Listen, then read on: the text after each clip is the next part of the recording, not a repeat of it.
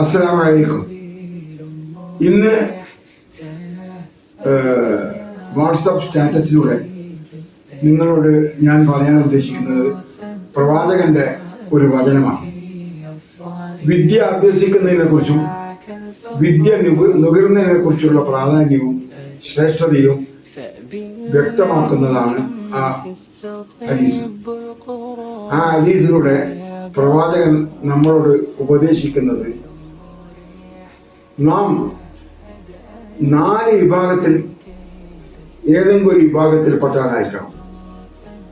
ഒന്നുകിൽ നമ്മൾ പണ്ഡിതനാകണം, അല്ലെങ്കിൽ ഒരു വിദ്യാർത്ഥി ആവണം, അതുമല്ലെങ്കിൽ നമ്മൾ ആ വിദ്യയെ സ്നേഹിക്കുന്ന ആളാവണം,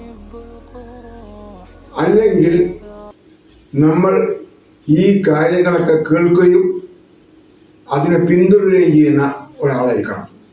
ഈ 4 വിഭാഗം. ഈ 4 വിഭാഗത്തിലല്ലാതെ വേറൊരു വിഭാഗത്തിൽ, 5ാമത്തെ ഒരു വിഭാഗത്തിൽ നമ്മൾ പെടരുത്. 5ാമത്തെ വിഭാഗം എന്ന് പറയുന്നതിനെ കുറിച്ച് നിങ്ങൾ ആലോചിച്ച് നോക്ക്. ഏതാണ് ആ വിഭാഗം? തികഞ്ഞ പാമരന്മാരും ഒരു അറിവില്ലാത്തവരും പാമര വിഡ്ഢികളുമായ ഒരു വിഭാഗമാണ് 5ാമത്തേലേക്ക് വരിക. ഈ 5ാമത്തെ വിഭാഗത്തിലേക്ക് നമ്മൾ പെടരുത് എന്ന് വളരെ കർശനമായി തന്നെ പ്രവാചകൻ ഈ ഹദീസിലൂടെ നമ്മളോട് പ്രഖ്യാപിക്കുകയാണ്. ഹദീസിന്റെ അറബിക് വേർഷനും കൂടി ഞാൻ നിങ്ങളുടെ മുമ്പാകെ പറയാം. റസൂലുള്ളാഹി സ്വല്ലല്ലാഹു അലൈഹി വസല്ലം നമ്മോട് പറഞ്ഞത് കുൻ ആലിമൻ ഔ മുതഅല്ലിമൻ ഔ മുഹിബ്ബൻ ഔ മുസ്തമിഅൻ വലാ തകുൻ ഖാമിസ. ഈ 5 വിഭാഗത്തിൽ 5ാമത്തെ വിഭാഗത്തിൽ നീ പെടരുത്. കാരണം ഈ പറഞ്ഞ 4 വിഭാഗത്തിൽ മാത്രമേ നമ്മൾ പെടാൻ പറ്റൂ. ഈ ഹദീസ് വ്യക്തമാക്കുന്നത് വിദ്യ,